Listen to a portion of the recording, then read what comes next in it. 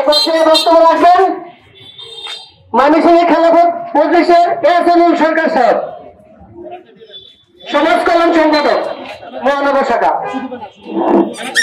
نحمده ونصلي على رسوله الكريم أما بعد وقاتلهم حتى لا تكون فتنة ويكون الدين كله لله। সাংবাদিক ভাইরা ও খেলাফত মজলিসের নেতৃবৃন্দ এবং প্রিয় দেশবাসী, আমরা লক্ষ্য করছি ওই গাজীপুরে সাংবাদিক তহিন ভাইকে যখন ওই সন্ত্রাসীরা নির্মমভাবে হত্যা করেছে, এদেশের প্রশাসন নিশ্চুপ কেন?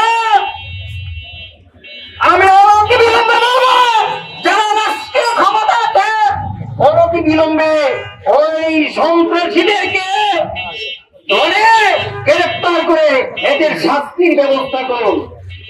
আর আরেকটি কথা বলছি, যারা রাষ্ট্রীয় ক্ষমতা আছেন প্রশাসনের ভিতরে অনেক ঘুষখোর রয়েছে, পুলিশ বাহিনীতে অনেক ঘুষখোর রয়েছে, এদের কারণে আজকে দেশের চাঁদাবাজি হচ্ছে। আর বসে থাকতে চলবে না, ওই সমস্ত ঘুষখোরদের বিরুদ্ধে আন্দোলন করে তুলতে হবে।